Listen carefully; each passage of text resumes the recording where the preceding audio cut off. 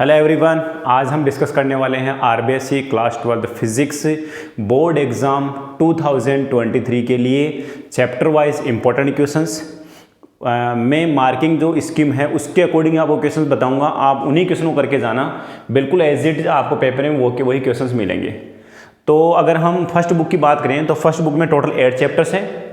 तो सबसे पहले हम चैप्टर नंबर 8 को ले लेते हैं, जिसका जो वेटेज है वो 2 मार्क्स का है।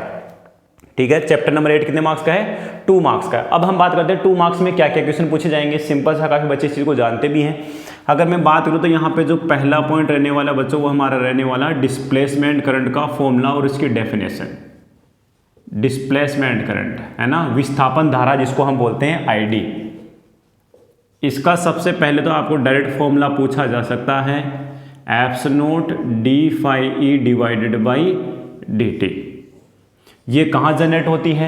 जब हम कैपेसिटर को चार्ज या डिस्चार्ज करते हैं तो उसकी प्लेटों के बिटवीन ये करंट जनरेट होती है, जिसकी वैल्यू कंडक्शन करंट के बराबर होती है, चालन धारा के बराबर इसकी वैल्यू होती है। इसकी डेफिनेशन भी अपने को याद रखनी है। दूसरे पॉइंट की अगर हम बात करें तो दूसरा पॉइंट सिंपल सा, मैक्सवेल ने इलेक्ट्रोमैग्नेटिक वेव के लिए 4 इक्वेशन दी थी, उनमें से कोई 1 या 2 इक्वेशन आपसे पूछी जा सकती है। ठीक है ना, Maxwell's electromagnetic waves, Maxwell's equation for electromagnetic waves, है ना, electromagnetic waves of Maxwell. 4 equation थी, 4 इक्वेशन आपको याद करके जानी है। तीसरा जो पॉइंट है बच्चों, वहां से तो क्वेश्चन 100% बनेगा आपका, from properties of electromagnetic waves. Electromagnetic waves की प्रॉपर्टी से क्वेश्चन आपका फिक्स है, बनेगा ही बनेगा। ठीक है, अब हम प्रॉपर्टीज की बात कर लेते हैं कि कौन कौन सी प्रॉपर्टी पूछी जा सकती है। बच्चों इसमें सबसे पहले अगर हम प्रॉपर्टी की बात करें तो इलेक्ट्रोमैग्नेटिक वेव की जो नेचर होती है वो कैसी होती है? ट्रांसवर्स नेचर होती है। ठीक है ना, इलेक्ट्रोमैग्नेटिक वेव की नेचर कैसी होती है? ट्रांसवर्स नेचर की होती है। दूसरे पॉइंट की बात करें तो इलेक्ट्रोमैग्नेटिक वेव सनलाइट की स्पीड से ट्रेवल करती है।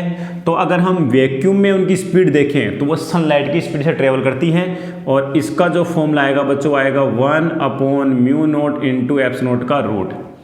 अगर आपसे बोले कि मीडियम स्पीड क्या होती है तो बच्चों मीडियम स्पीड का जो फॉर्मूला आएगा वो आएगा 1/μ इंटू एप्सिलॉन, रूट के अंदर 1/√μ एप्सिलॉन। अगर हम इन दोनों को डिवाइड कर देते हैं C/V तो हमें मिल जाएगा उस मीडियम का रिफ्रैक्टिव इंडेक्स, उस मीडियम का अपवर्तनांक। और जैसे हम इसको इससे डिवाइड करते हैं तो बच्चों हमें मिल रहा है वो क्या? C/V है तो ये मिल गया हमें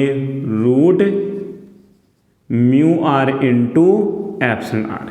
इसका मतलब रिफ्रैक्टिव इंडेक्स का जो फॉर्मूला होता है वो होता है √μr इंटू एप्सिलॉन। 2 प्रॉपर्टी हो गई। साथ में एक फॉर्मूला और होता है जिसको हम याद रखते हैं, C = E0 divided by B0 या फिर E/B। इस पे 1 नंबर का आपसे न्यूमेरिकल पूछा जा सकता है कि फ्री स्पेस में किसी प्लेस के ऊपर इलेक्ट्रिक फील्ड इंटेंसिटी इतनी है, इलेक्ट्रोमैग्नेटिक वेव के अंदर इलेक्ट्रिक फील्ड होता है उसकी इंटेंसिटी दे देगा, और वहां पे मैग्नेटिक फील्ड की इंटेंसिटी पूछेगा। तो बच्चों सिंपल सा ही है, इस E के नीचे आपको C का डिवाइड करना तो B मिल जाएगा। तो यहाँ से ये न्यूमेरिकल बहुत ज़्यादा इंपॉर्टेंट है, ये भी प्रॉपर्टी के अंदर हो गया। तीसरी प्रॉपर्टी की बात करें तो बच्चों इलेक्ट्रोमैग्नेटिक वेव है ना, एक तो एनर्जी कैरी करती है, मोमेंटम कैरी करती है, और जब मोमेंटम कैरी करती है तो वो प्रेशर भी लगाती है। तो प्रेशर का फॉर्मूला हो गया।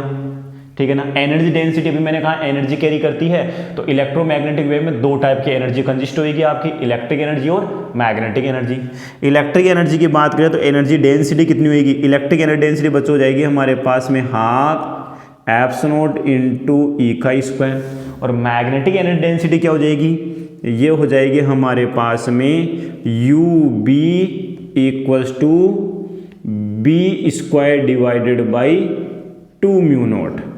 ये हो गई मैग्नेटिक एनर्जी डेंसिटी, और ये हो गई हमारे पास में इलेक्ट्रिक एनर्जी डेंसिटी। दोनों बराबर होती है ये। इलेक्ट्रोमैग्नेटिक वेव में इलेक्ट्रिक एनर्जी और मैग्नेटिक एनर्जी दोनों बराबर रेशियो में होती है, दोनों की वैल्यू बराबर होती है। इसको हम प्रूव भी कर सकते हैं। इस फॉर्मूले को और इस फॉर्मूले का यूज करके दो फॉर्मूले हम काम में लेते हैं, C = E/B और C = 1/√μ0 × ε0। किसी एक में पुट कर दो, या तो E की जगह या फिर B की जगह। जब हम पुट करते हैं तो UB और UV क्या हो जाते हैं, बराबर हो जाते हैं। ठीक है, दोनों की वैल्यू बराबर होती है। तीसरी प्रॉपर्टी की अगर हम बात करें तो इलेक्ट्रोमैग्नेटिक वेव्स के अंदर इलेक्ट्रिक फील्ड और मैग्नेटिक फील्ड दोनों ही परपेंडिकुलर होते हैं, और साथ में यह है इलेक्ट्रोमैग्नेटिक वेव की जो प्रोपोगेशन की डायरेक्शन है, मतलब वेलोसिटी है, उसके भी परपेंडिकुलर होते हैं। मतलब अगर हम चौथी प्रॉपर्टी की बात करें तो E परपेंडिकुलर होता है B के और B परपेंडिकुलर होता है V के, मतलब तीनों की तीनों म्यूचुअली परपेंडिकुलर होते हैं। क्वेश्चन आ सकता है कि E और B के बीच में एंगल कितना होता है, तो 90 डिग्री होता है। E और B के बीच में फेज डिफरेंस कितना होता है बच्चों, ध्यान रखना, फेज डिफरेंस, यहाँ थोड़ी सी गड़बड़ हो जाती है। फेज डिफरेंस मिलेगा आपको ओनली 0, क्योंकि इलेक्ट्रिक और मैग्नेटिक फील्ड दोनों होते हैं वो सेम फेज के अंदर वाइब्रेशन करते हैं, साथ साथ वाइब्रेशन करते हैं, इसलिए उनके बीच फेज डिफरेंस 0 डिग्री आएगा। ठीक है ना। चौथा पॉइंट आपको ये भी ध्यान रखना है, V की जो डायरेक्शन होती है बच्चों वो होती है in the direction of E vector cross B vector. आपसे कोई बोले कि इलेक्ट्रोमैग्नेटिक वेव की डायरेक्शन कैसे पता करें कि इलेक्ट्रोमैग्नेटिक वेव किस डायरेक्शन में प्रोपोगेट कर रही है, तो हमें E वेक्टर की डायरेक्शन पता लग जाए और B वेक्टर की डायरेक्शन का पता लग जाए, तो दोनों को क्रॉस कर देंगे तो हमें जो यूनिट वेक्टर मिलेगा वो किसको बताएगा, V वेक्टर के डायरेक्शन को। सपोज मैंने एग्जांपल लिया, इलेक्ट्रिक फील्ड है आपका एक्स डायरेक्शन में, मतलब आई कैप लगा दिया। मैग्नेटिक फील्ड है बच्चों मान लो वाई डायरेक्शन में, तो हमने लगा दिया जे कैप। और हमें पता है कि आई क्रॉस जे क्या होता है, के cap. That means electromagnetic wave हमारी ट्रेवल कर रही है in the Z direction, positive Z direction. Clear है। इस तरह से हम न्यूमेरिकल कर सकते हैं। आपको केवल क्रॉस प्रोडक्ट करना है, और क्रॉस प्रोडक्ट की हेल्प से आपको वेलोसिटी की डायरेक्शन मतलब इलेक्ट्रोमैग्नेटिक वेव की डायरेक्शन पता लग जाएगी। फिर आता है कि इक्वेशंस का पता कैसे लगाएं। आपको इलेक्ट्रिक फील्ड की इक्वेशन देगा तो मैग्नेटिक फील्ड की इक्वेशन पूछेगा, तो सिंपल सा इसको करने के लिए हम यहाँ क्या करते हैं, सपोज इलेक्ट्रिक फील्ड इंटेंसिटी जो है या इलेक्ट्रिक फील्ड है वो एक्स डायरेक्शन में है, तो हम यहाँ लिख देंगे EX। यहाँ ये इलेक्ट्रिक फील्ड का एम्पलीट्यूड आ गया, और यहाँ हम लिख देते हैं sin ωt - kx। x की जगह अब यहाँ लिख देते हैं हम क्या, मान लो यहाँ हम रिप्रेजेंट कर लेते हैं z। बच्चों ध्यान रखना, ये x तो रिप्रेजेंट कर रहा है इलेक्ट्रिक फील्ड जो है वो x डायरेक्शन में है, और z यहाँ रिप्रेजेंट कर रहा है कि electromagnetic wave positive z direction में ट्रेवल कर रही है। तो अब आपसे बोलेगा कि B की इक्वेशन क्या है, ये मैग्नेटिक फील्ड को हम कैसे रिप्रेजेंट करेंगे। तो ये x में है, ये z में है, तो बच्चों देखो अब B किस में आएगा वो चेक कर लेते हैं। तो B सिंपल सा हमारे पास में y डायरेक्शन में रहेगा। किस में रहेगा, y डायरेक्शन में, या तो पॉजिटिव में हो सकता है या नेगेटिव y डायरेक्शन में हो सकता है। तो सिंपल सा यहाँ क्रॉस प्रोडक्ट करके देख लो सर, अगर z में आ रहा है मैग्नेटिक फील्ड, अगर हमारा जो वेलोसिटी है या जो इलेक्ट्रोमैग्नेटिक वेव वो z डायरेक्शन में जा रही है, तो सर आपने इलेक्ट्रिक फील्ड को x डायरेक्शन में लिया, तो मैग्नेटिक फील्ड जो सिंपल सा वो किस में रहेगा, y डायरेक्शन में रहेगा। यहाँ पे B नोट की वैल्यू हम कैसे कैलकुलेट करेंगे, B नोट की वैल्यू हम कैलकुलेट करेंगे, C = E/B था, तो बच्चों आपको B नोट कैलकुलेट करना है E note divided by C से।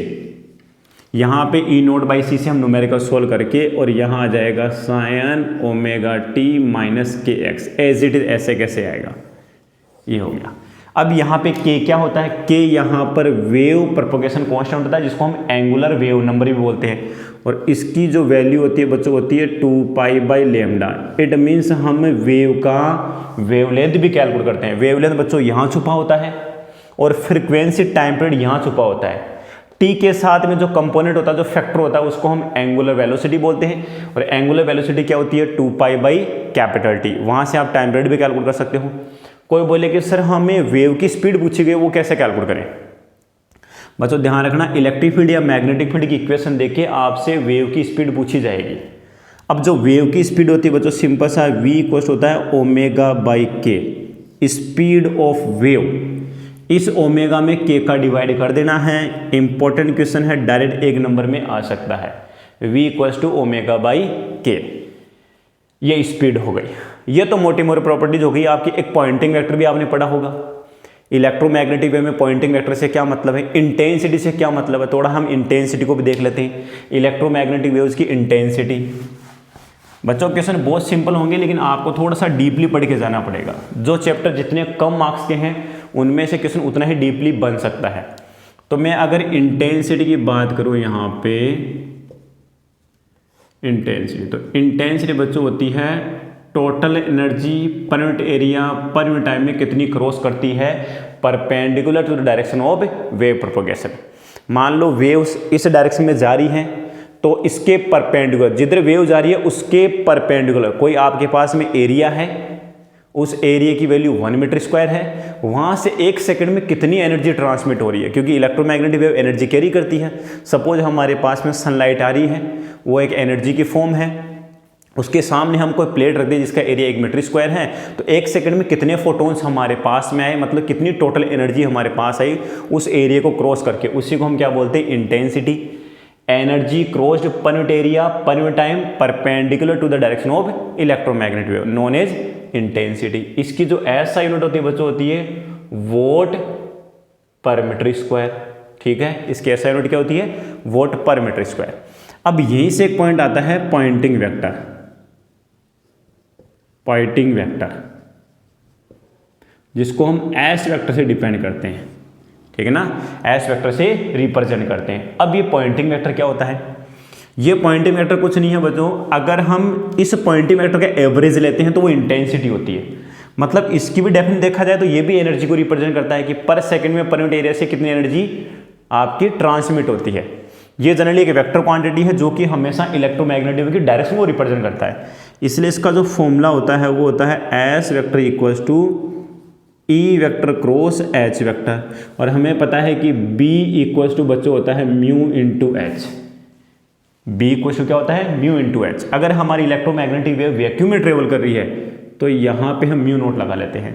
तो एच की जगह हमारे पास में क्या आ जाएगा, एच की जगह हमारे पास में आ रहा है B divided by mu naught, और म्यू नोट को हम रख लेते हैं बाहर।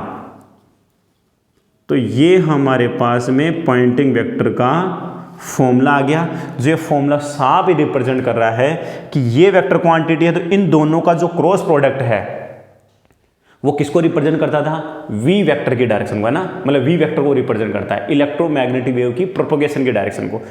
इट मीन्स एस वेक्टर जो होता है, पॉइंटिंग वेक्टर जो होता है, वो इलेक्ट्रोमैग्नेटिक वेव्स के प्रोपोगेशन की डायरेक्शन को रिप्रेजेंट करता है, और इसकी जो वैल्यू होती है वो इंटेंसिटी के बराबर ही होती है। बट डिफरेंस क्या है, ये वेरिएबल चीज है, ये आपकी एवरेज फॉर्म में लेके चलते हैं। कोई बोले कि एस एवरेज की वैल्यू क्या होती है, तो बच्चों एक साइकिल के लिए अगर हम पॉइंटिंग वेक्टर का एवरेज कैलकुलेट करते हैं तो वह इंटेंसिटी के बराबर होता है। इट मीन्स मैंने लिखा एस एवरेज, तो मैं यहाँ पे इसको क्या रिप्रेजेंट कर सकता हूँ, आई। क्लियर है यहाँ तक। अगर मैं पॉइंटिंग वेक्टर का एक कंप्लीट साइकिल के लिए अगर एवरेज लेता हूँ तो वह इंटेंसिटी के बराबर होता है। इंटेंसिटी का एक और हम जनरल फॉर्मूला देखें तो बच्चों इंटेंसिटी होता है हमारे पास में average energy density into speed of electromagnetic waves in vacuum. और एवरेज एनर्जी डेंसिटी क्या आएगी, हमने जो इलेक्ट्रिक एनर्जी डेंसिटी और जो मैग्नेटिक एनर्जी डेंसिटी देखी थी उनको सबको जोड़ना है, सम करना, जो टोटल एनर्जी आई हमारे पास, जो टोटल एनर्जी डेंसिटी है उसका एवरेज लेना है। क्योंकि एनर्जी डेंसिटी होती है वो भी वेरिएबल होती है, क्योंकि इलेक्ट्रिक फील्ड और मैग्नेटिक फील्ड दोनों ही वेरिएबल होते हैं। इलेक्ट्रिक फील्ड और मैग्नेटिक फील्ड दोनों ही वेरिएबल होते हैं, इसलिए हमें यहाँ पे एवरेज लेना पड़ता है। अब बात आती है कि सर आपने बोला अभी इलेक्ट्रिक फील्ड और मैग्नेटिक फील्ड दोनों वेरिएबल होते हैं, तो इलेक्ट्रिक फील्ड और मैग्नेटिक फील्ड जब वेरिएबल होते हैं तो इसका मतलब ये हो गया कि इलेक्ट्रिक फील्ड मैग्नेटिक फील्ड को प्रोड्यूस करेगा, मैग्नेटिक फील्ड इलेक्ट्रिक फील्ड को प्रोड्यूस करेगा। ये तो तभी पॉसिबल है जब चार्ज एक्सीलेटेड हो। तो पहला इक्वेशन यहाँ से इंपॉर्टेंट बनता है चैप्टर का कि इलेक्ट्रोमैग्नेटिक वेव किसकी वजह से प्रोड्यूस होती है, ड्यू टू एक्सीलेटेड चार्ज, है ना, आवेशों की त्वरित गति के कारण इलेक्ट्रोमैग्नेटिक वेव जनरेट होती है ना, accelerated charge particles, acceleration due to charges, इनसे हम इलेक्ट्रोमैग्नेटिक वेव्स का प्रोडक्शन कराते हैं। अब जो दूसरा क्वेश्चन आपका बनता है, एक तो हमने प्रॉपर्टीज की बात कर ली कि क्वेश्चन प्रॉपर्टी से बन सकता है, ठीक है। दूसरा जो हमारा क्वेश्चन बनने का चांस होता है 7 जो इलेक्ट्रोमैग्नेटिक वेव्स है उनकी प्रॉपर्टीज, उनका प्रोडक्शन, उनकी फ्रीक्वेंसी, उनका वेवलेंथ फिक्स, इससे बाहर क्वेश्चन नहीं जाएगा। दूसरा जो बनता है वो बनता है इलेक्ट्रोमैग्नेटिक वेव्स कितने टाइप की होती है। बच्चों ये जो इलेक्ट्रोमैग्नेटिक वेव्स होती है ना, ये हमारे पास 7 टाइप्स की, जिनकी ट्रिक भी है RMIVUXZ, रमी वुक्जी, है ना। इलेक्ट्रोमैग्नेटिक वेव्स की ट्रिक है RMIVUXZ, रमी वुक्जी।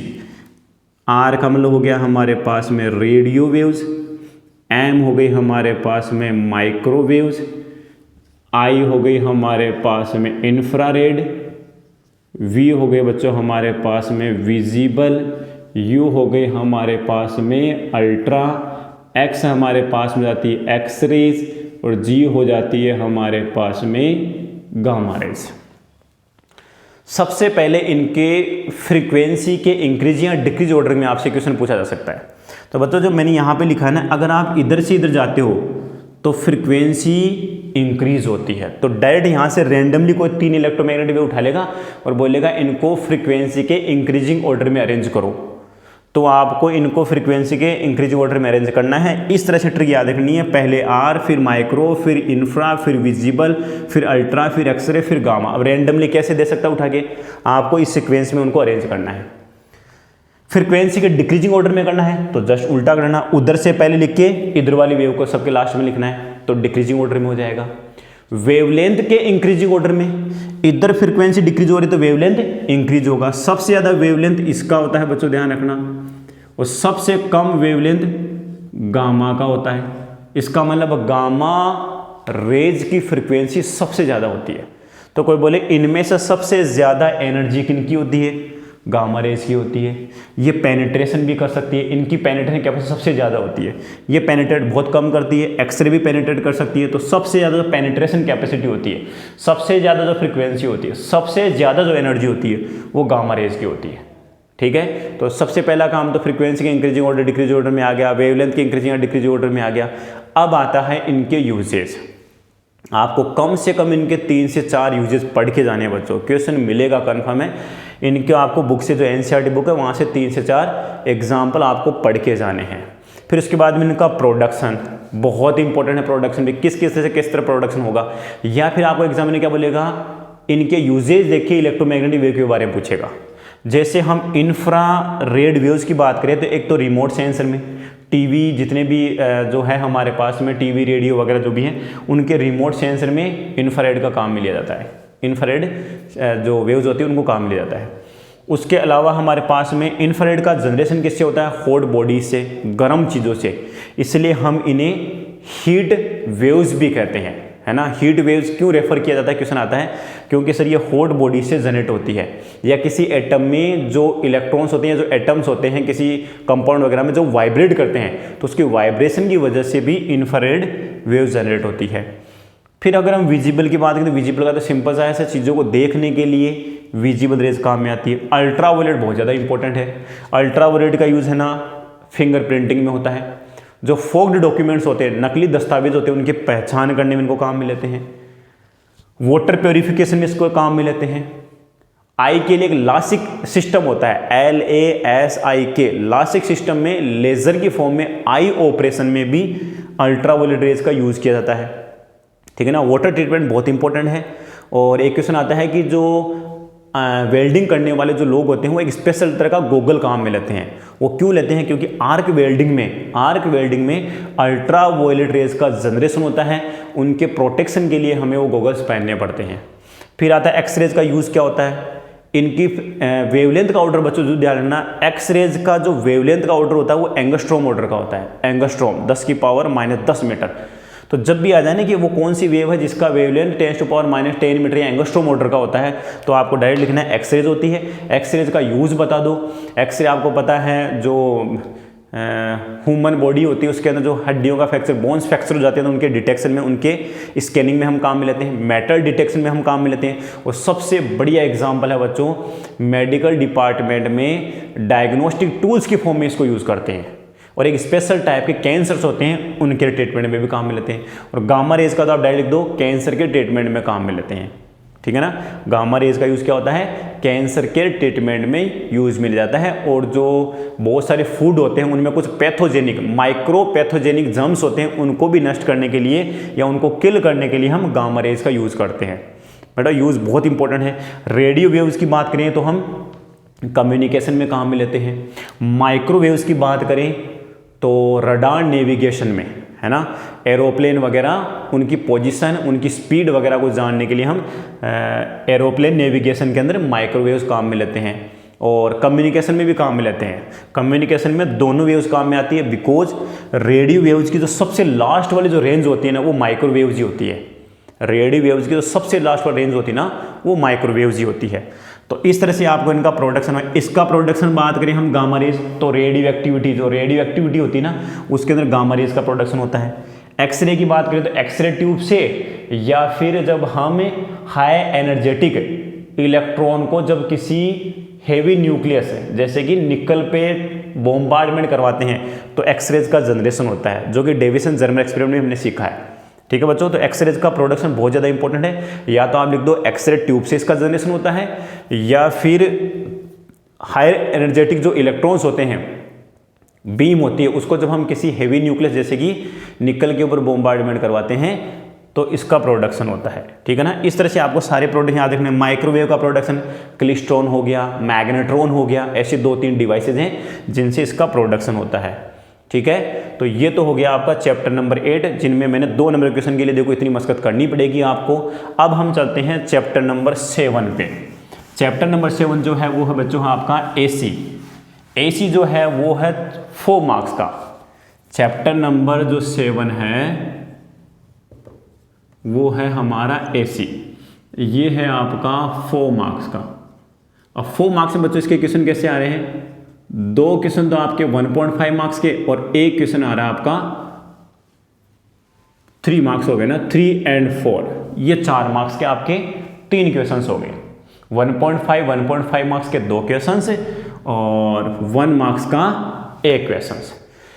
सबसे पहले हम 1 मार्क्स वाले क्वेश्चन की बात कर लेते हैं।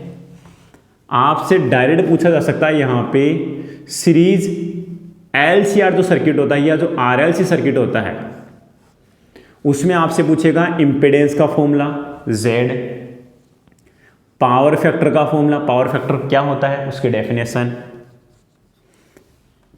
Inductive reactance, capacitive reactance, resonance frequency hertz में कैलकुलेट होता है हर्ट्ज में, और रेडियन पर सेकंड में करना है तो 1/√LC। फॉर्मूले बहुत इंपॉर्टेंट है बच्चों। बैंडविड्थ का फॉर्मूला, बैंडविड्थ होती है हमारे पास में क्या, R/L। Quality factor, sharpness of resonant LCR circuit. Resonant LCR circuit या जो हमारा LCR सर्किट होता है या जो रेजोनेंट कर्व होता है जिसको हम रेजोनेंस कर्व बोलते हैं, उसकी शार्पनेस को मेजर करने के लिए हम एक फिजिकल क्वांटिटी काम लेते हैं, इसका नाम होता है क्वालिटी फैक्टर या क्यू फैक्टर। और क्यू फैक्टर बच्चों क्या होता है, resonant frequency divided by bandwidth. अगर हम रेजोनेंट फ्रीक्वेंसी में बैंडविड्थ का डिवाइड करते हैं R/L तो ये बन जाता है ω0L/R। और ω0L क्या होता है बच्चों, XL/R। तो XL क्या है, इंडक्टिव रिएक्टेंस। कौन सी कंडीशन में, रेजोनेंस कंडीशन में। सर रेजोनेंस कंडीशन में तो XL XC दोनों बराबर होते हैं, तो क्या हम इसको ऐसे भी ले सकते हैं क्या, बिल्कुल इसको हम ऐसे भी ले सकते हैं। अब अगर हम चेक करें तो यहाँ से एक नंबर क्वेश्चन ये भी आ सकता है, बैंडविड्थ तो है R/L, क्वालिटी फैक्टर है हमारे पास में ω0L/R। इट मीन्स ये हो गया कि सर ω0 जो होती है हर LCR सर्किट की जो रेजोनेंस फ्रीक्वेंसी होती है वो फिक्स होती है, कॉन्स्टेंट होती है, अगर कंपोनेंट चेंज नहीं किया जाए तो इसका मतलब हो गया कि सर बैंडविड्थ बढ़ाएंगे तो क्वालिटी फैक्टर डिक्रीज होगा। और बैंडविड्थ को कैसे बढ़ाया जा सकता है, बैंडविड्थ को बढ़ाने का तरीका है उस LCR सर्किट में जो रेजिस्टेंस लगा है उसको बढ़ा दो। तो जैसे हम रेजिस्टेंस को बढ़ाते हैं तो हमारे पास यहाँ क्या होगा, जो रेजोनेंस कर्व बनता है, क्वेश्चन आएगा रेजोनेंस कर्व किस किस के बीच बनेगा, तो रेजोनेंस कर्व बनता है फ्रीक्वेंसी और करंट की आरएमएस वैल्यू के बीच में। और ये रेजोनेंस कर्व कुछ इस तरह से होता है। यहां पे जो फ्रीक्वेंसी है बच्चों ध्यान रखना, इसको मैंने बोला रेजोनेंस फ्रीक्वेंसी या रेजोनेंट फ्रीक्वेंसी। ये जो रेजोनेंट फ्रीक्वेंसी है वो फ्रीक्वेंसी है जिसके ऊपर करंट की वैल्यू क्या हो जाती है सर्किट में, मैक्सिमम हो जाती है। इस रेजोनेंट फ्रीक्वेंसी के दोनों ओर हमें दो ऐसी फ्रीक्वेंसीज मिलती है जिनके ऊपर जो सर्किट की मैक्सिमम पावर होती है। मैक्सिमम पावर डिसिपेशन हमेशा कहां होगा, रेजोनेंट फ्रीक्वेंसी पे। लेकिन इन दो फ्रीक्वेंसी की अगर हम बात करें ω1 और ω2, तो इनके ऊपर जो करंट होती है बच्चों, ये जो हमारे पास में IRMS मैक्सिमम जो करंट है उसका 1/√2 टाइम्स हो जाती है। उसका क्या हो जाती है, 1/√2 टाइम्स। जब करंट मैक्सिमम का 1/√2 टाइम्स हो जाती है तो पावर कितनी हो जाएगी, हाफ। तो बच्चों इन पॉइंट्स के ऊपर, इस पॉइंट्स को मैं P1 और P2 देता हूं, इन पॉइंट्स को हम क्या बोलते हैं, हाफ पावर फ्रीक्वेंसीज या हाफ पावर पॉइंट्स। इनके क्रॉसपॉन्डिंग जो फ्रीक्वेंसी उनको तो हमने हाफ पावर फ्रीक्वेंसीज बोल दी, और इन पॉइंट्स को हमने बोल दिया half power points. Resonance curve के ऊपर ऐसे दो पॉइंट्स, रेजोनेंस फ्रीक्वेंसी के दोनों ओर ऐसे दो फ्रीक्वेंसीज जिनके ऊपर जो पावर होती है सर्किट की, वो रेजोनेंट कंडीशन में जो पावर उसकी आधी हो जाती है, तो ऐसी फ्रीक्वेंसीज को हम हाफ पावर फ्रीक्वेंसीज बोलते हैं। अब आपको देखो, मैंने अभी कहा सर्किट में जो लगा हुआ जो रेजिस्टेंस है, अगर उस रेजिस्टेंस को हम बहुत कम कर दें, रेजिस्टेंस को अगर हम बहुत कम कर देंगे तो हमारे पास में जो बैंडविड्थ का फॉर्मूला आता है वो आता है R/L। अगर रेजिस्टेंस बहुत कम है तो बच्चों बैंडविड्थ क्या हो जाएगी, बहुत कम। बैंडविड्थ किसको बोलते हैं, जो हमारे पास में हाफ पावर फ्रीक्वेंसीज है उनके बीच में जो गैप है, गैप बिटवीन या difference between half power frequencies known as bandwidth of LCR circuit. तो ये बैंडविड्थ और कम हो जाएगी, मतलब आपका ग्राफ बच्चों और शार्प हो जाएगा। ये ग्राफ क्या हो जाएगा, और ज्यादा शार्प हो जाएगा। और अगर R हटाई दे, R की वैल्यू 0 रख दें, तो बच्चों यहां पे बैंडविड्थ हो जाती है 0, ऑलमोस्ट 0। तो इसका मतलब हमारा ग्राफ पहले फ्लैट था, प्लेन था। कब, जब रेजिस्टेंस बहुत ज्यादा होगा। रेजिस्टेंस जितना कम होता जाएगा ग्राफ उतना ही ज्यादा क्या होता जाएगा, शार्प होता जाएगा। और इसी को बोलते हैं क्वालिटी फैक्टर। मतलब शार्पनेस का मेजरमेंट हमने किससे किया, क्वालिटी फैक्टर से। क्योंकि क्वालिटी फैक्टर होता है resonance frequency divided by bandwidth. Bandwidth जितनी कम होगी क्वालिटी फैक्टर उतना ही ज्यादा होगा, और बैंडविड्थ जितनी ज्यादा होगी क्वालिटी फैक्टर उतना ही कम होगा। इसका मतलब क्वालिटी फैक्टर को बढ़ाना है तो बच्चों रेजिस्टेंस को कम लेना पड़ेगा हमें। तो अगर हम LCR सर्किट में रेजिस्टेंस की वैल्यू नेग्लिजिबल कर दें तो इस क्वालिटी जो आपका रेजोनेंस कर्व है इसकी शार्पनेस बहुत ज़्यादा हो जाएगी। इट मीन्स हमारे पास जो रेजोनेंस सर्किट है उसको अच्छा माना जाता है, मतलब उसका क्वालिटी फैक्टर बहुत ज़्यादा हो गया। जनरली ऐसे कहा जाता है कि क्वालिटी फैक्टर की वैल्यू >10 होनी चाहिए, है ना। गुड क्वालिटी के जो रेजोनेंस सर्किट्स होते हैं उनका क्वालिटी फैक्टर >10 होना चाहिए। अगर हम क्वालिटी फैक्टर के और दूसरे फॉर्मूले की बात करें तो क्वालिटी फैक्टर का फॉर्मूला हमारे पास में आया Q = ω0L/R, यह आया XL/R। अब यहाँ पे हमारे पास में जो रेजोनेंट फ्रीक्वेंसी है वो होती है 1/√LC, और जैसे यहाँ पे 1/√LC की वैल्यू पुट करते हैं तो ये फॉर्मूला बन जाता है 1/R√L/C। क्वालिटी फैक्टर भी हम डायरेक्ट कैलकुलेट कर सकते हैं। मान लो आपको न्यूमेरिकल में R, L और C दे दे और बोले कि जो रेजोनेंस कर्व, रेजोनेंस सर्किट है या हमारे पास जो RL सर्किट है उसका क्वालिटी फैक्टर कैलकुलेट करो, तो बच्चों उसको क्वालिटी फैक्टर कैलकुलेट करने का सिंपल सा तरीका है 1/R√L/C। क्लियर यहाँ तक।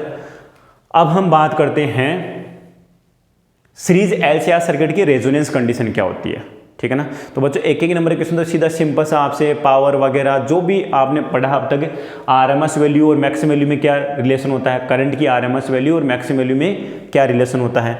तो हमारे पास में जो IRMS होता है बच्चों वो होता है I_√2, मतलब 70.7% ऑफ I मैक्सिमम।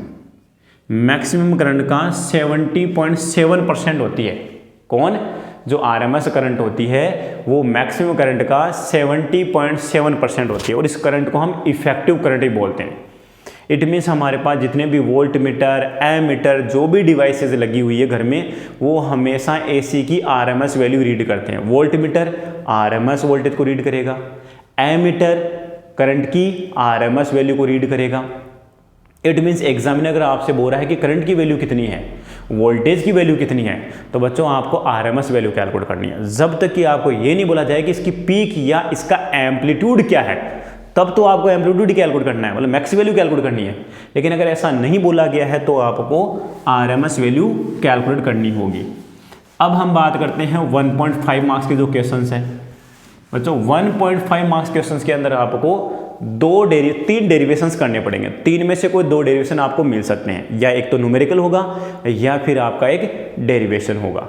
न्यूमेरिकल्स आपको एनसीईआरटी के सारे करके जाने हैं, बाकी जो मेन क्वेश्चन है वो आपको बताता हूँ, उसी टाइप का क्वेश्चन आपको मिलेगा। तो हम अगर पहले डेरिवेशन की बात करें तो पहला डेरिवेशन सीधा यहीं से आ सकता है, relation between IRMS and I maximum. ठीक है। दूसरा क्वेश्चन बच्चों आपको मिलेगा सीरीज LCR सर्किट का जो फेजर डायग्राम है, फेजर डायग्राम, उसकी हेल्प से फेजर डायग्राम आपको ड्रॉ करना है और उसकी हेल्प से आपको Z कैलकुलेट करना है। VRMS की वैल्यू कैसे कैलकुलेट करेंगे, IRMS की वैल्यू कैसे कैलकुलेट करेंगे, V मैक्सिमम की वैल्यू कैसे कैलकुलेट की जाती है, I मैक्सिमम की वैल्यू कैसे कैलकुलेट की जाती है। फिर उसके बाद में जब हमारे पास Z यहाँ कैलकुलेट हो जाता है तो हमें इम्पीडेंस फेजर डायग्राम भी आना चाहिए। इम्पीडेंस फेजर डायग्राम के लिए हम 2 लाइन ड्रॉ करते हैं, इसको रियल एक्सिस बोलते हैं और इसको इमेजिनरी एक्सिस बोलते हैं।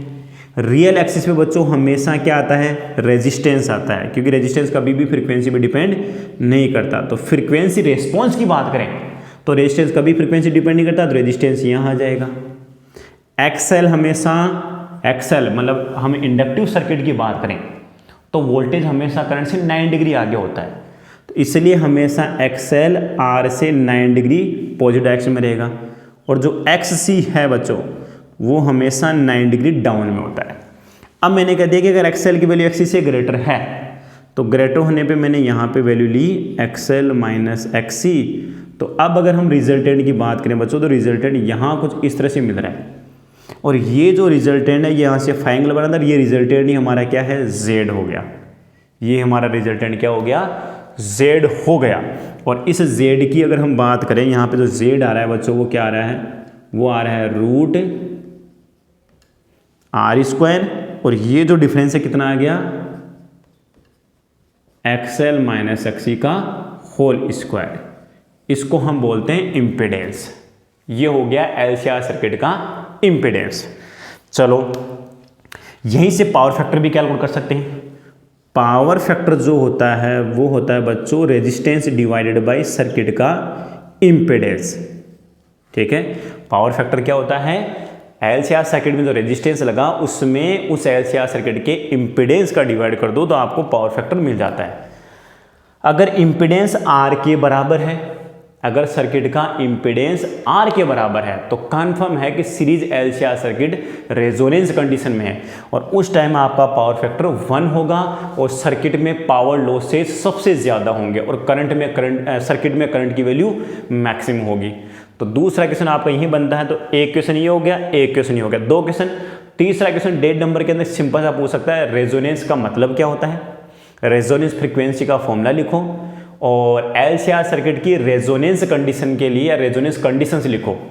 रेजोनेंस होने के लिए कौन कौन सी कंडीशन है, रेजोनेंस होने के लिए सबसे पहली कंडीशन एक्सएल एक्सी बराबर होने चाहिए, मतलब रिएक्टिव आपका इम्पीडेंस और इंडक्टिव रिएक्टेंस दोनों बराबर होने चाहिए बच्चों। कैपेसिटिव रिएक्टेंस और इंडक्टिव रिएक्टेंस बराबर होने चाहिए, XL equals to XC.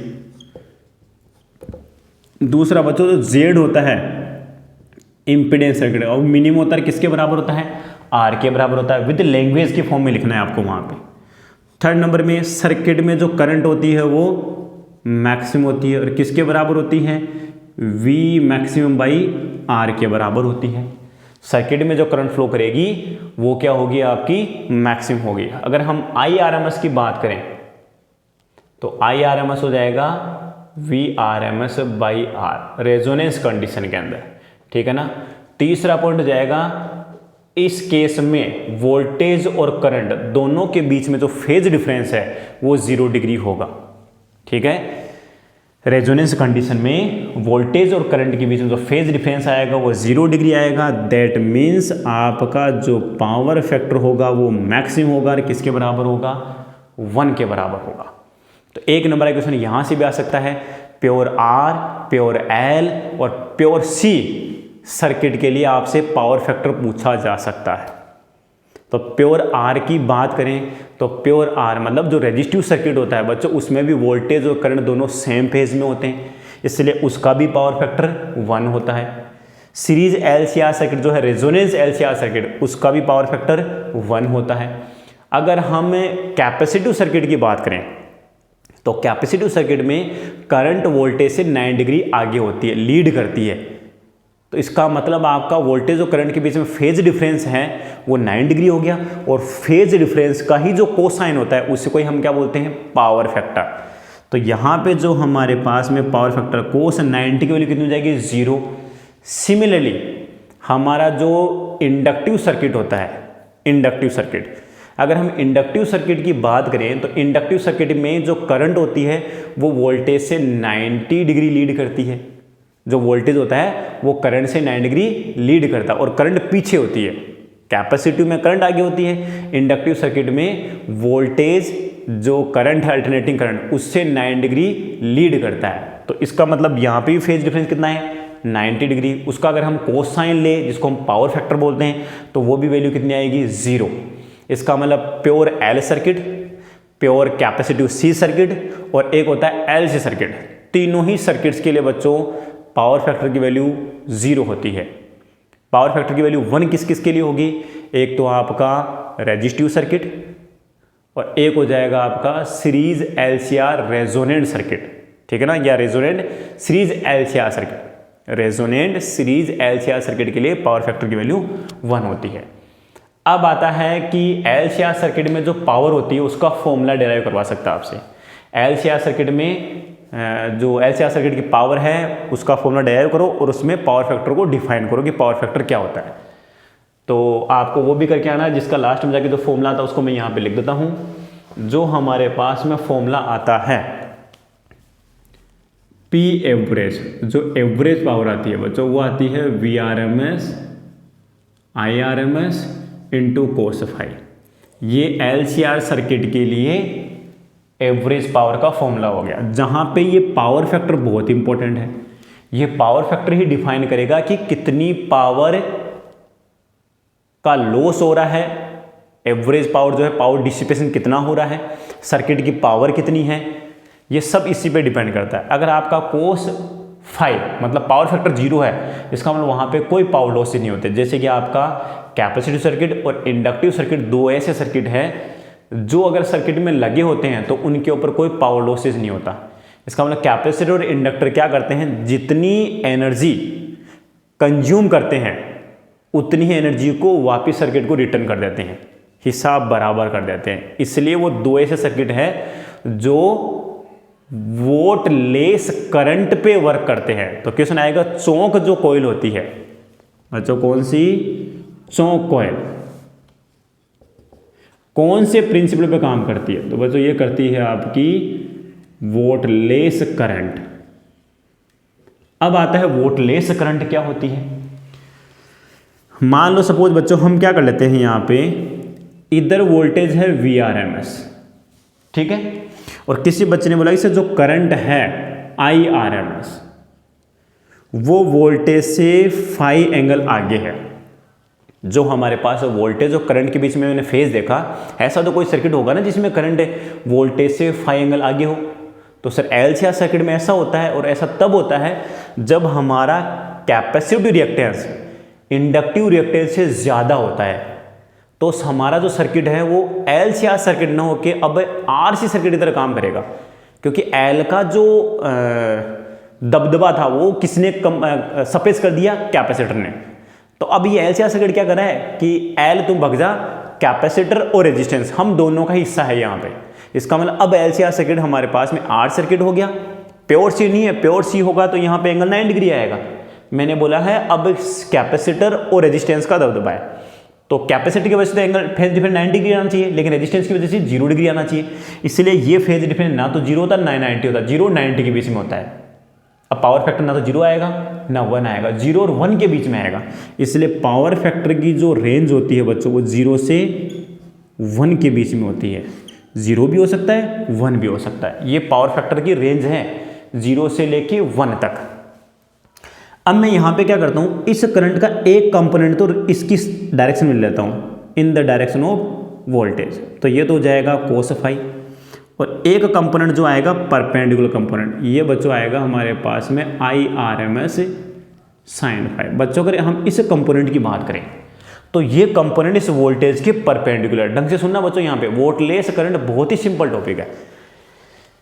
Circuit में फ्लो कर रही करंट का वह कंपोनेंट या सर्किट में फ्लो करी वह करंट जो कि अल्टरनेटिंग वोल्टेज के 90 डिग्री पे होती है, 90 डिग्री फेज पे होती है, मतलब 90 डिग्री लेग या लीड करती है, तो ऐसी करंट पावर डिसिपेशन में कोई कंट्रीब्यूशन नहीं करती, मतलब पावर डिसिपेशन इसकी वजह से होगा ही नहीं, पावर डिसिपेशन इस करंट की वजह से होगा। इसलिए ये तो करंट हो गई, ये वोल्टेज हो गया, इन दोनों को अगर हम मल्टीप्लाई करते हैं तो बच्चों बताओ एवरेज पावर यही है कि नहीं, यहाँ पे VRMS IRMS into cos phi.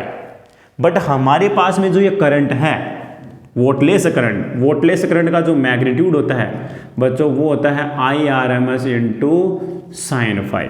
तो इसको वोल्टलेस करंट की डेफिनेशन क्या हो जाएगी, a current which doesn't contribute in the power losses in the circuit known as wattless current, या फिर आप ऐसे बोल सकते हो the current which is at the phase of 90 degree with the alternating voltage, alternating voltage के साथ 90 degree phase पे होती है, ऐसी करंट को हम वोल्टलेस करंट बोलते हैं। और ये पावर डिसिपेशन में या पावर लॉसेस में कोई कंट्रीब्यूशन नहीं करती, इसलिए इस करंट को हम वोल्टलेस करंट बोलते हैं।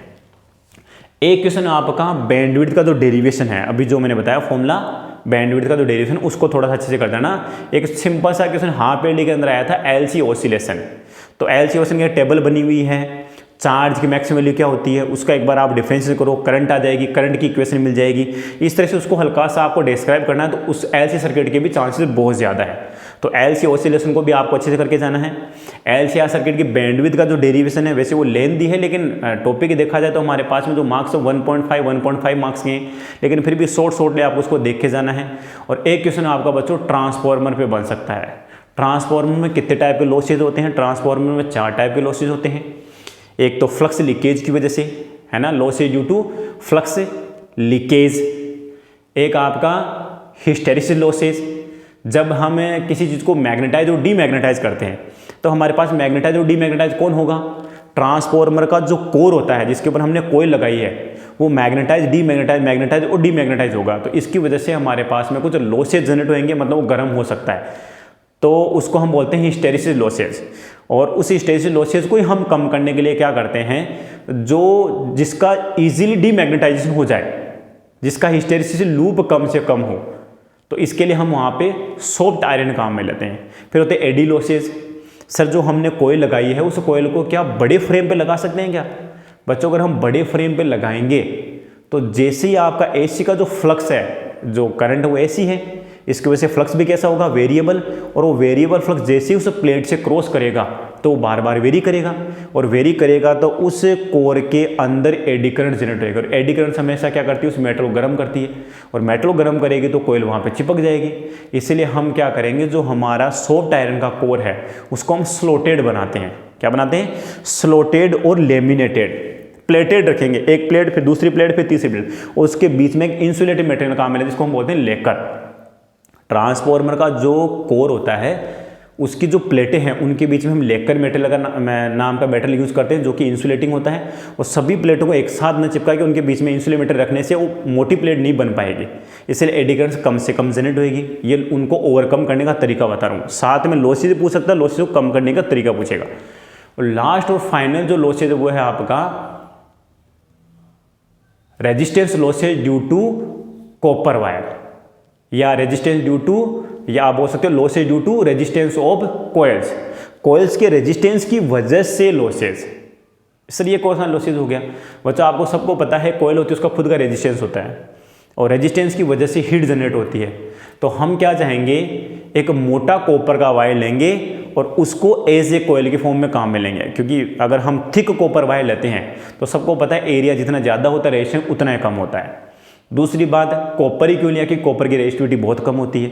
तो दो तरीके हो गए, मोटा वायर लेंगे तो भी रेजिस्टेंस कम होएगा और कॉपर का वायर लेंगे तो भी रेजिस्टेंस कम होता है। इसलिए हम रेजिस्टेंस की वजह से जो लॉसेज हो रहे हैं, जो कॉपर लॉसेज हो रहे हैं, उनको कम करने के लिए हम जो कोयल है उसको थिक कॉपर वायर की लेंगे और फिर उसको जो हमारा कोर है उसके ऊपर वाउंड करेंगे। फिर आता है फ्लक्स लीकेज। फ्लक्स लीकेज का मतलब क्या है बच्चों, हमारे पास ट्रांसफार्मर में दो कोयल होती है, एक प्राइमरी कोयल एक सेकेंडरी कोयल। प्राइमरी कोयल पे जैसे हम एसी लगाते हैं तो उस प्राइमरी कोयल से जो मैग्नेटिक फील्ड जाएगा, जो मैग्नेटिक फ्लक्स जाएगा, वो लिंक करेगा किससे, दूसरी कोयल से। अब जो फ्लक्स है वो लगातार वेरिएबल है, समय के साथ टाइम के साथ वेरी करता है, और जब टाइम के साथ वेरी करेगा तो सेकेंडरी कोयल में अकॉर्डिंग टू लेंज और फेराडे लॉ की वजह से वहाँ पे एक ईएमएफ जनरेट होगा और इस फिनोमेनन को हम क्या बोलते हैं, म्यूचुअल इंडक्शन।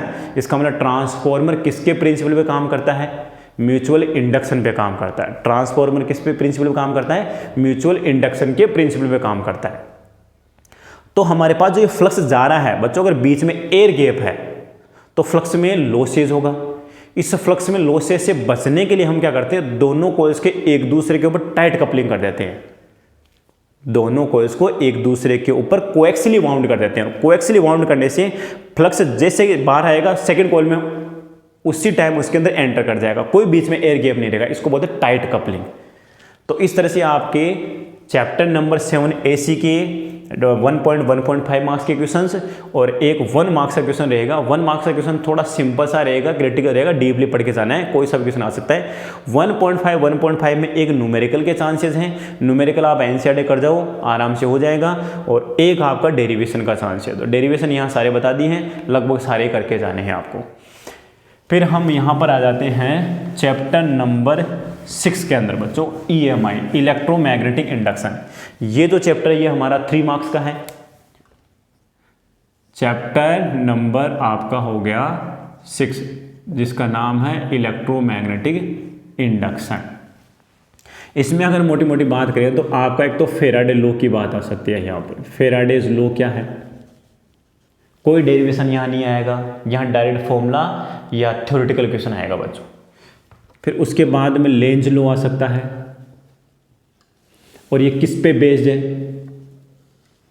बेस्ड कंजर्वेशन है ना, किस कंजर्वेशन बेस्ड है ना, बेस्ड ऑन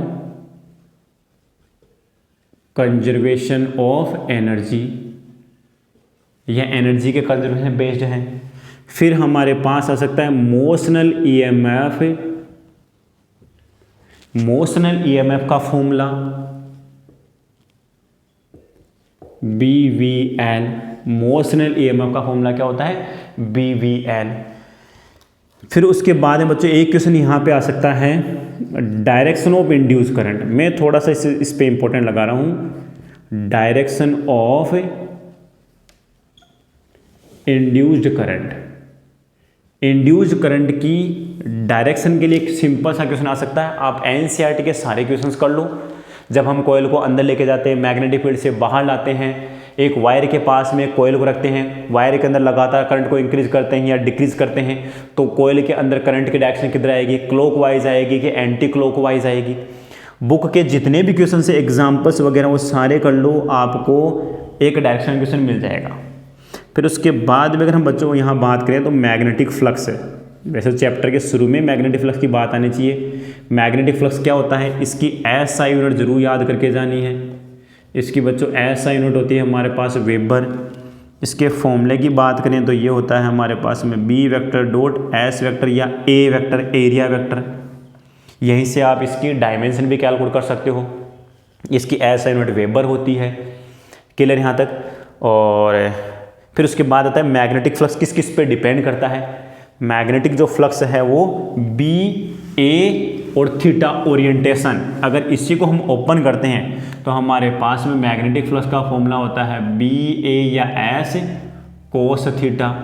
थीटा यहाँ पर क्या है, मैग्नेटिक फील्ड और जो कॉइल का एरिया वेक्टर है उसके बीच बने एंगल है, उसके बीच बना एंगल है, और ये हो गया एंगल का कोसाइन। इसका मतलब मैग्नेटिक फ्लक्स को हम 3 तरह से वेरी करवा सकते हैं, by varying the intensity of magnetic field, by varying the area of the coil या circuit, and angle between the intensity of magnetic field and area vector. उनके बीच में एंगल को चेंज करके हम मैग्नेटिक फ्लक्स को चेंज कर सकते हैं।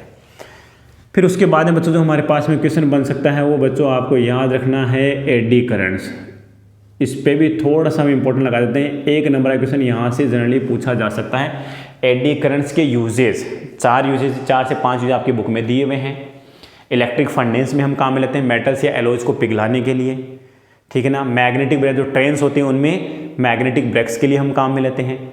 और जो हमारा डेडबिट गैल्वेनोमीटर होता है, डेडबिट गैल्वेनोमीटर का मतलब हो गया जिसमें ऑसिलेशन होते रहते हैं, और उसमें जो कोयल लगाई जाती है उस कोयल के ऊपर लेमिनेशन होता है, और वहाँ पर एक स्केल लगी होती है, आपका पॉइंटर लगा होता है, जो पॉइंटर आपको डिफ्लेक्शन रिप्रेजेंट करता है, उसको हम डेडबिट गैल्वेनोमीटर बोलते हैं। तो जैसे हम गैल्वेनोमीटर में करंट फ्लो करवाते हैं तो उसकी जो पॉइंटर होता है वो ऑसिलेट करता है। उस ऑसिलेशन से बचने के लिए हम गैल्वेनोमीटर की कोयल को एक नॉन मैग्नेटिक फ्रेम के ऊपर वाउंड करते हैं, और जैसे वो non magnetic frame magnetic field में आपका ऑसिलेट करेगा तो उसके अंदर एडी करंट जनरेट होगी, और वो एडी करंट से क्या कहेगी, आपको ऑसिलेट नहीं करना, मतलब उसका डैम्पिंग करवाएगी ऑसिलेशन का, और इसी को हम क्या बोलते हैं, electromagnetic damping. Electromagnetic damping, electromagnetic damping. जो इलेक्ट्रोमैग्नेटिक डैम्पिंग भी पढ़ के जाना है आपको, इलेक्ट्रोमैग्नेटिक डैम्पिंग भी आपको पढ़ के जाना है। फिर एक यूज़ आपका जो पावर मीटर होता है उसके अंदर भी हम काम में लेते हैं। और देखो बच्चों यहाँ पर जितने भी आपके क्या बोले इसके अंदर लेंज लॉ, फेराडे लॉ आपका कंप्लीट हो गया, वो आपको जरूर करके जाना है यहाँ पे। अब अगर हम मोटी मोटी बात करें तो आपका जो एसी जनरेटर है, उस एसी जनरेटर के अंदर जो ईएमएफ जनरेट होता है उसका फॉर्मूला भी जरूर आपको याद करके जाना है, NAB omega sine omega T. ठीक है बच्चों, NBA omega sine omega T, ठीक है ना। एसी जनरेटर में जो ईएमएफ जनरेट होता है उसकी मैक्सिमम वैल्यू, तो इसकी बच्चों मैक्सिमम वैल्यू कितनी हो जाएगी, जब ये 1 होगा, ओमेगा टी मतलब थीटा की वैल्यू कितनी होगी, 90 डिग्री, तो साइन 90 की वैल्यू बन जाती है, तो ये मैक्सिमम वैल्यू जाएगी हमारे पास में NBA ओमेगा। ये मैक्सिमम ईएमएफ है जिसकी नेचर कैसी होती है, यहाँ पे अल्टरनेटिंग नेचर। देखो बच्चों यहाँ पर जो ईएमएफ है उसके अंदर साइन आया है, और साइन का ग्राफ कैसा होता है, अल्टरनेट, है ना, मीन एक्सिस के ऊपर या नीचे ऑसिलेट करता है, इसलिए हम उसको एसी जनरेटर बोलते हैं, क्योंकि एसी जनरेटर में जो इंड्यूस ईएमएफ होता है उसकी नेचर अल्टरनेटिंग होती है, इसलिए वो एसी जनरेटर हो गया। और अगर हम यहाँ पे पॉइंट्स की बात करें, मेन पॉइंट्स हो रहेगी आपका सेल्फ इंडक्शन और म्यूचुअल इंडक्शन। अब उसी पे चलते हैं। जो यहाँ पे सभी पॉइंट्स इस चैप्टर ये केवल 3 नंबर का है, 1 मार्क्स के 3 क्वेश्चंस आएंगे, और सिंपली आपको पूरा चैप्टर ढंग से करके जाना है, नंबर आपके पास रहेंगे, एज इट इज आप पेपर आके चेक करना, यही क्वेश्चंस आपको मिलने वाले हैं। अब अगर हम थोड़ा सा बात करें यहाँ पे सेल्फ इंडक्शन क्या होता है, फिर उसके बाद में सेल्फ इंडक्टेंस क्या होता है बच्चों, सेल्फ इंडक्टेंस, या जिसका दूसरा नाम क्या है, कोफिशिएंट ऑफ सेल्फ इंडक्शन, जिसको हम रिप्रेजेंट करते हैं एल से। इसके ऐसा यूनिट हेनरी होती है। सेल्फ इंडक्शन एक फिनोमिनन है, जब हम किसी कोयल में स्विच ऑन करके करंट फ्लो करवाते हैं तो करंट 0 से मैक्सिमम होती है, मतलब करंट तेजी से इंक्रीज होती है। उस करंट में वेरिएशन की वजह से उस कोयल के अंदर एक बैक ईएमएफ जनरेट होता है जो कि करंट में चेंजेस का अपोज करता है। इस फिनोमिनन को हम सेल्फ इंडक्शन बोलते हैं। कितना अपोज करेगी वो कोयल, करंट में चेंजेस का कितना ज्यादा अपोज करेगी, उसके लिए हम एक फिजिकल क्वांटिटी काम में लेते हैं, इसको हम बोलते हैं सेल्फ इंडक्टेंस। और ये सेल्फ इंडक्टेंस होता है phi/I। अगर टोटल फ्लक्स लिंकेज की बात करें तो N phi होता है। अगर नंबर ऑफ टर्न्स 1 ही है तो 5/I लिख दो, अगर नंबर ऑफ टर्न्स n है तो टोटल उस कॉइल से कितना फ्लक्स लिंकेज होगा, लिंक करेगा, वो हो गया n5/I, करंट हो गए नीचे। इसका मतलब अगर मैं सर्किट के अंदर 1 एम्पीयर करंट फ्लो कराऊं तो कितना फ्लक्स लिंकेज करेगा बच्चों, वही उस कॉइल का क्या है, सेल्फ इंडक्टेंस है। इसकी यूनिट की बात करें तो वेबर पर एम्पियर, और वेबर पर एम्पियर को हम क्या बोलते हैं, हेनरी। वेबर पर एम्पियर को हम क्या बोलते हैं, हेनरी। ये एक स्केलर क्वांटिटी है, इसकी डायमेंशन पूछी जा सकती है बच्चों। पूरी चीज़ों को ढंग से सुनते जाना है यहाँ पे। तो सेल्फ इंडक्शन हो गया, सेल्फ इंडक्टेंस हो गया, इसकी एसआई यूनिट आ गई, इसका ये फॉर्मूला हो गया, यहाँ से एक न्यूमेरिकल आ सकता है 1 नंबर का। दूसरा हमारे पास क्या होता है, उस कोयल में कितना बेक ईएमएफ जनरेट होता है, वो आएगा आपका माइनस का LdI/dt। 1 नंबर का यहाँ से न्यूमेरिकल मिल सकता है आपको। बेक ईएमएफ की वैल्यू पूछी जा सकती है या सेल्फ इंडक्टेंस की वैल्यू पूछी जा सकती है, और यहाँ पे करंट के इंक्रीज या डिक्रीज होने की रेट दी जाएगी। अगर करंट इंक्रीज हो रही है तो बच्चों ईएमएफ नेगेटिव में आएगा, और करंट के चेंजेस होने की जो रेट है वो डिक्रीज हो रही है तो यहाँ पे DI/dt की जो वैल्यू उसको नेगेटिव, नेगेटिव क्या हो जाएगा, पॉजिटिव, तो ईएमएफ क्या मिलेगा, पॉजिटिव में मिलेगा। ठीक है यहाँ तक। फिर उसके बाद में अगर हम बात करें यहाँ पे सेल्फ इंडक्शन को इलेक्ट्रिसिटी का इनर्शिया क्यों कहा जाता है। इनर्शिया वहाँ होता था बच्चों जहाँ पर मास की वैल्यू जितनी ज़्यादा होती है, इनर्शिया वहाँ उतना ज़्यादा होता था। मतलब कोई बॉडी रेस्ट में तो रेस्ट में रहेगी, और मोशन में तो मोशन में रहती थी। अगर हम मैकेनिक्स की बात करें तो वहाँ इनर्शिया अलग चीज़ है, यहाँ पर भी इनर्शिया शो हो रहा है। मतलब करंट में चेंजेस का अपोजिशन कर रहा है सर्किट, किसके थ्रू, एक बेक ईएमएफ को जनरेट करके। इसलिए हम सेल्फ इंडक्शन को इलेक्ट्रिसिटी का भी इनर्शिया कहते हैं, because in the phenomenon of self induction a back EMF is produce in the circuit which opposes the change in the current flowing in the circuit. Circuit में जो current flow हो रही है उसमें चेंजेस का oppose करने के लिए जो आपका सर्किट है या जो कोयल है वो एक बेक ईएमएफ जनरेट करती है ना, करंट में चेंजेस का अपोज करने के लिए। इसलिए यहां पर हम इस सेल्फ इंडक्शन को इलेक्ट्रिसिटी का इनर्शिया भी कहते हैं। फिर उसके बाद में आता है हमारे पास में कोई कोयल है या कोई इंडक्टर है, उसको जब मैग्नेटाइज करते हैं तो उसमें कितनी मैग्नेटिक एनर्जी स्टोर होती है। तो बच्चों उसमें जो मैग्नेटिक एनर्जी स्टोर होती है वो हमारे पास होती है 12LI²। इस फॉर्मूले को भी आपको डायरेक्ट याद करके जाना है, डायरेक्ट फॉर्मूला पूछा जा सकता है। Magnetic energy stored in A inductor 12LI²। एक होता है लॉन्ग सोलिनॉइड का सेल्फ इंडक्टेंस का फॉर्मूला, जो हमारे पास में लॉन्ग सोलिनॉइड होती है उसमें भी सेल्फ इंडक्शन होता है। तो उसके सेल्फ इंडक्टेंस का फॉर्मूला होता है μ0 N² A by capital L, नहीं सॉरी लेंथ को हम लेते हैं स्मॉल l, L यहाँ पे डबल हो जाएगा। यहाँ पे जो L है इस सोलिनॉइड की लेंथ है, या इसी फॉर्मूले को हम ऐसे ही बोल सकते हैं μ0 स्मॉल N² A × L। यहाँ पे जो कैपिटल N है बच्चों वो तो है टोटल नंबर ऑफ टर्न्स, और यहाँ जो स्मॉल n है वो है number of turns per unit length, number of turns per unit length. ठीक है, इस तरह से सेल्फ इंडक्टेंस आपका कंप्लीट होता है। तो यहाँ पे बच्चों देख लो ना छोटे सेल्फ इनकी डेफिनेशन वगैरह, यूनिट वगैरह, ऐसा यूनिट वगैरह, फॉर्मूले वगैरह। अब हम बात करते हैं म्यूचुअल इंडक्शन की। म्यूचुअल इंडक्शन क्या होता है, जब हम किसी एक कॉइल में करंट को फ्लो करवाते हैं क्विकली, है ना, अगर लगातार करंट स्टेडी स्टेट फ्लो करती रहेगी तो दूसरी जो उसके नियर बाय जो कॉइल होती है इसमें सेल्फ इंडक्ट आपको ईएमएफ नहीं मिलेगा। हम क्या करेंगे, जैसे ही डीसी करंट को स्विच ऑन करके करंट फ्लो करवाते तो करंट एकदम से 0 से मैक्सिमम होती है।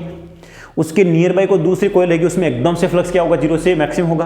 तो फैराडे लेंज ने क्या कहा कि whenever the flux link to a electric circuit changes with respect to time then an EMF induce in that circuit.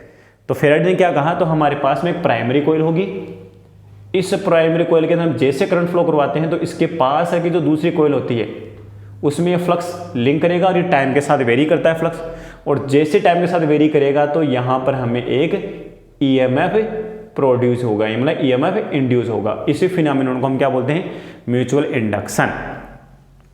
और अब आता है म्यूचुअल इंडक्टेंस क्या होता है। हमारे पास इस कॉइल में, सेकेंडरी कॉइल में बच्चों जो ईएमएफ प्रोड्यूस हुआ है, नेक्स्ट सुनना यहाँ पे, इस सेकेंडरी कॉइल में जो ईएमएफ प्रोड्यूस हुआ है वो किस पे डिपेंड कर रहा है। मैंने बात ये ना कि सेकेंडरी कॉइल में जो ईएमएफ प्रोड्यूस किस पे डिपेंड कर रहा है, वो डिपेंड कर रहा है बच्चों प्राइमरी कॉइल में कितनी करंट फ्लो करवाई। प्राइमरी कॉइल के करंट के ऊपर डिपेंड करेगा, तो यहां पर मैंने बोल दिया कि प्राइमरी कॉइल के ऊपर डिपेंड करता है। तो हम अगर पहले फ्लक्स की बात करें तो सेकेंडरी कॉइल का जो फ्लक्स होता है वो डायरेक्टली प्रोपोर्शनल होता है किसके, I1 के।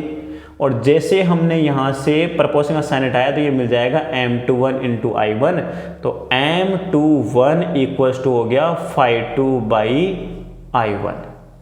तो यहाँ पे हमारे पास जो M2 है वो हो गया mutual inductance of secondary coil with respect to first coil.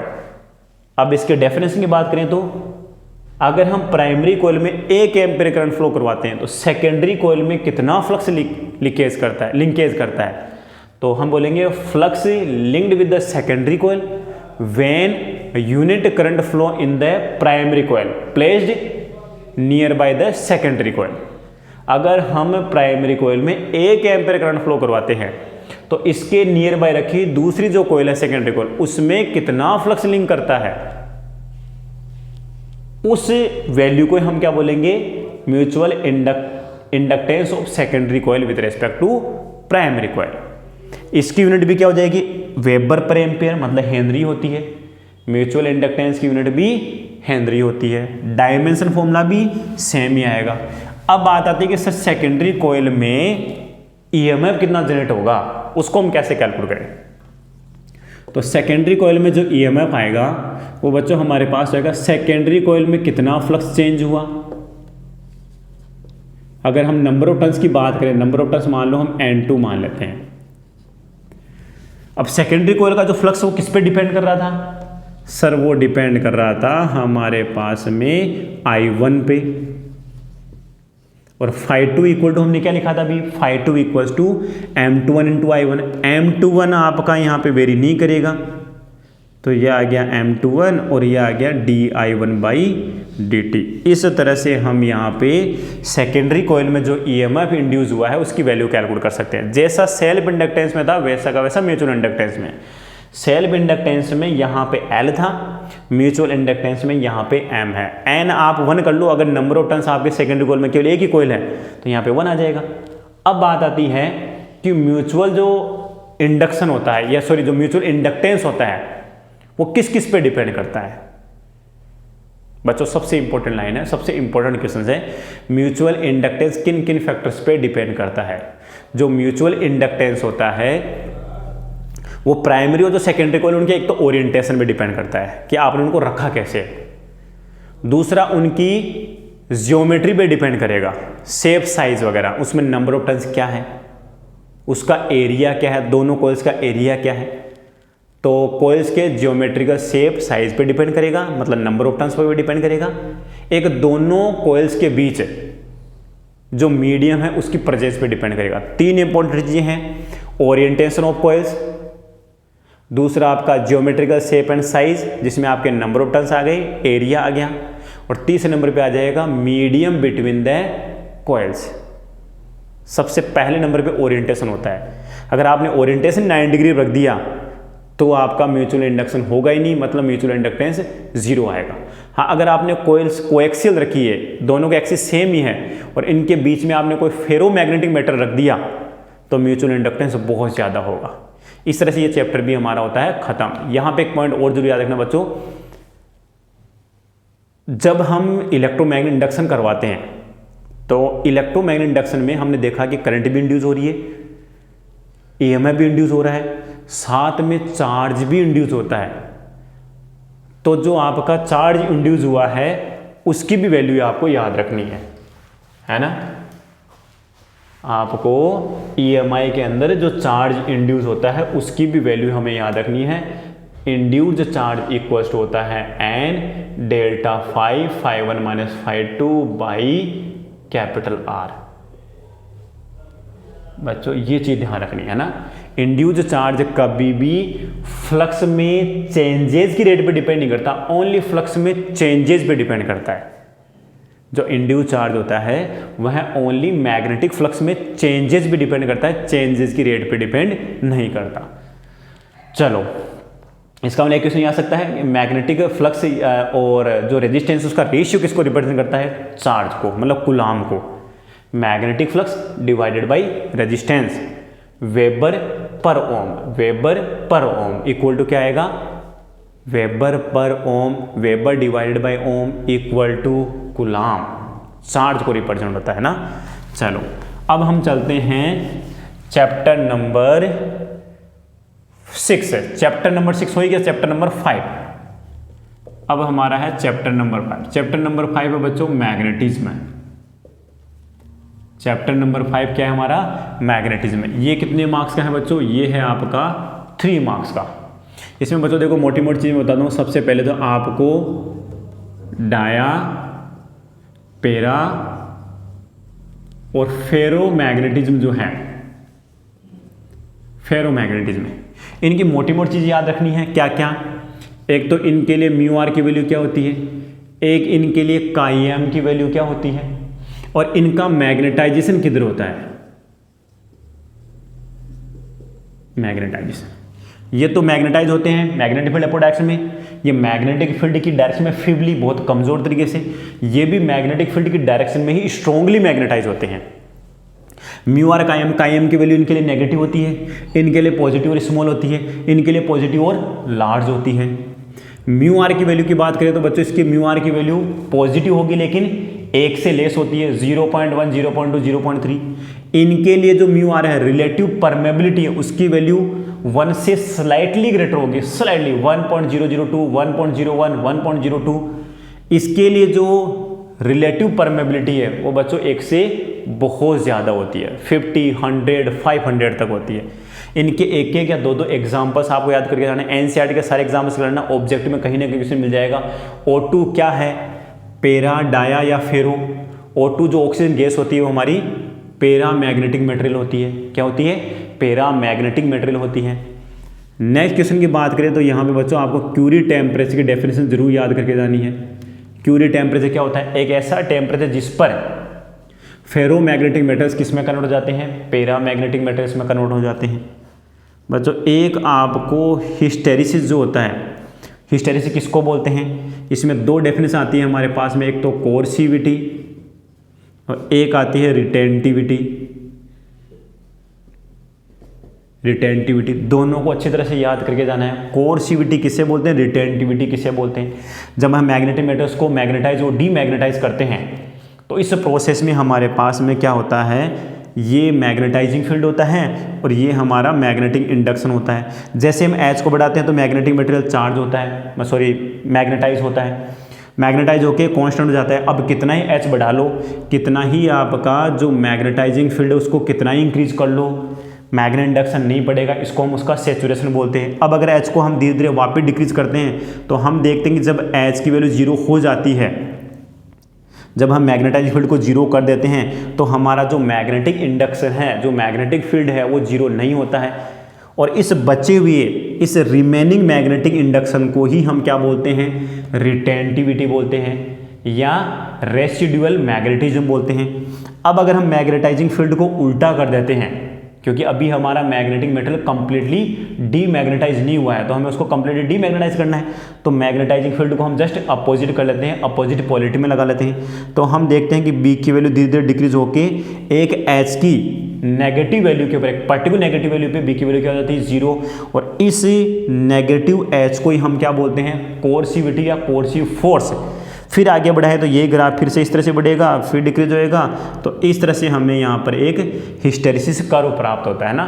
तो हिस्टेरिसिस जो कर्व होता है वो किस किस के बीच बनाया जाता है बच्चों? हिस्टेरिसिस कर्व जो बनाया जाता है वो बनाया जाता है बी और एच के बीच, मैग्नेटिक इंडक्शन और मैग्नेटाइजिंग फील्ड। मैग्नेटाइजिंग फील्ड की यूनिट क्या होती है? Ampere per metre. अब हम चैप्टर के शुरू में चलें तो यहाँ पर आपको गाउस लॉ पूछा जा सकता है। मैग्नेटिज्म के लिए गाउस लॉ क्या है? Gauss law for magnetism, Gauss law in magnetism. फिर आता है आपका अर्थ का मैग्नेटिक फील्ड, है ना, मैग्नेटिक फील्ड ऑफ अर्थ या अर्थ मैग्नेट जिसको हम बोलते हैं शॉर्ट में, अर्थ मैग्नेटिज्म।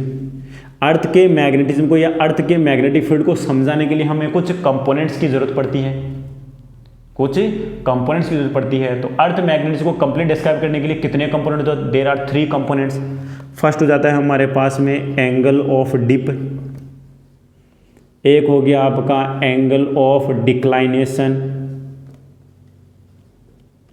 और बच्चों एक हो जाएगा हमारा horizontal component of earth magnetic field, earth magnetic field जिसको हम रिप्रेजेंट करते हैं B horizontal. Angle of declination को आप अल्फा से रिप्रेजेंट कर दो, एंगल ऑफ डिप को आप थीटा से रिप्रेजेंट कर दो। एंगल ऑफ डिक्लाइनेशन क्या होता है, हमारे पास में अगर हम अर्थ को पूरी अच्छी तरह समझे तो एक तो होती है जियोमेट्रिकल एक्सिस और एक होती है आपकी मैग्नेटिक एक्सिस।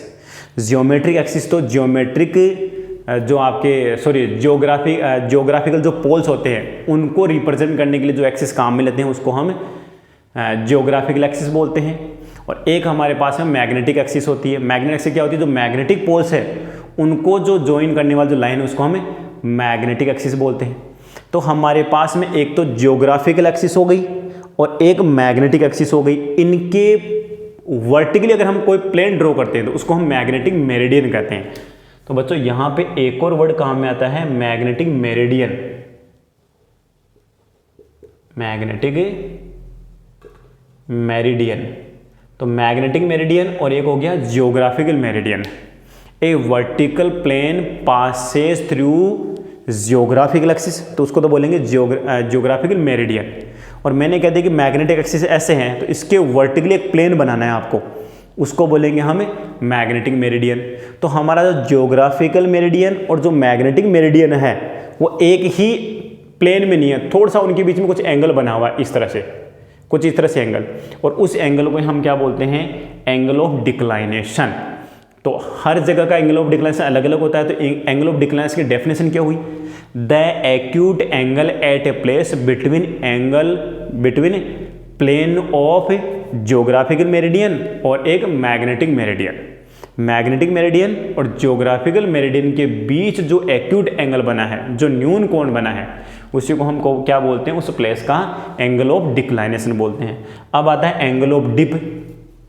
जब हम किसी बार मैग्नेट को अर्थ के ऊपर सब जगह लेके जाते हैं तो एक कंडीशन से आती है कि जो अर्थ जो आपकी क्या बोलते हैं, ये मैग्नेटिक जो नीडल है या जो मैग्नेटिक कंपास है, ये पोल्स पे तो पूरा कंप्लीटली वर्टिकल हो जाता है, और जो हमारी इक्वेटर है क्या बोलेंगे इसको, ईस्ट और जो वेस्ट है, इसको मिलाने वाली जो लाइन है वो हमारी होती है मैग्नेटिक इक्वेटर।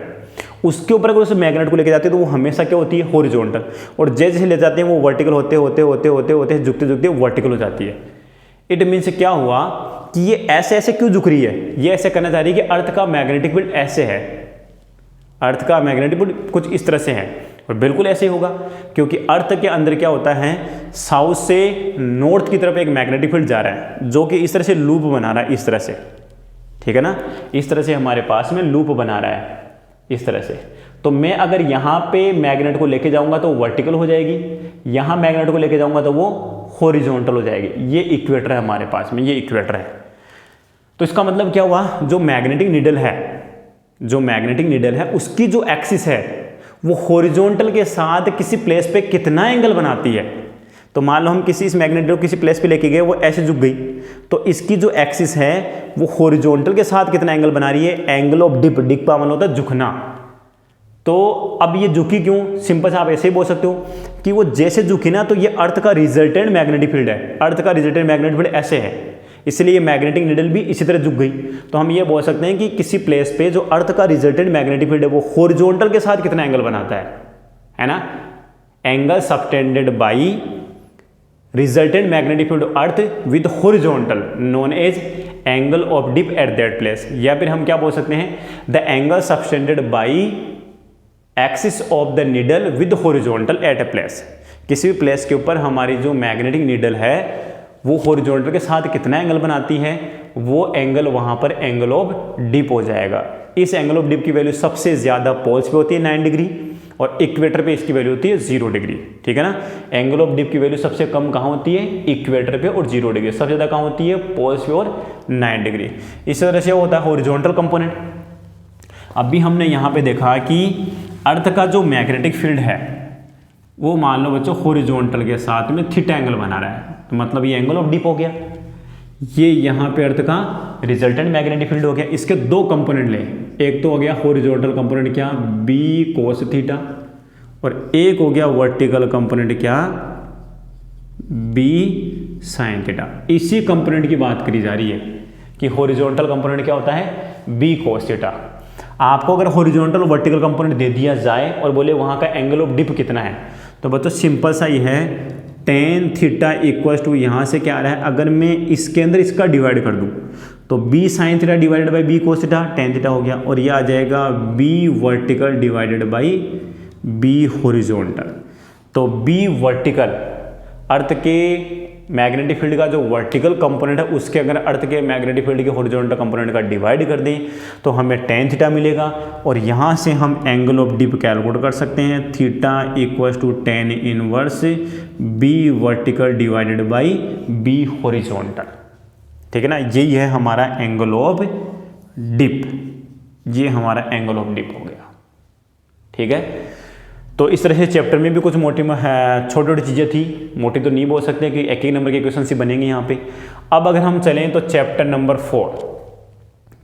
4 जिसको हम लेक्चर नंबर 2 में काउंट करेंगे। टोटल 3 लेक्चर्स होंगे जिनमें आपको पूरा चैप्टर एकदम से समराइज करेंगे हम यहाँ पे, और चैप्टर कितने कितने मार्क्स का है उस मार्क्स के अकॉर्डिंग हम जो नंबर ऑफ क्वेश्चंस हैं उनको कैटेगराइज करेंगे। भाई ये क्वेश्चंस आपके बड़े हो सकते हैं और ये क्वेश्चंस 1 मार्क्स 1.5 मार्क्स क्वेश्चन हो सकते हैं। हाँ बच्चों, लेकिन एक चीज़ का ध्यान रखना, जिस चैप्टर से 1.5 मार्क्स के क्वेश्चंस आ रहे हैं वहाँ पर आप NCERT के सभी न्यूमेरिकल्स करके जाने हैं, क्योंकि जनरली ये टेंडेंसी बनने वाली है कि जिन जिन चैप्टर से 1.5 मार्क्स क्वेश्चन पूछे जा रहे हैं वहाँ से न्यूमेरिकल्स आने के पूरे चांसेस हैं।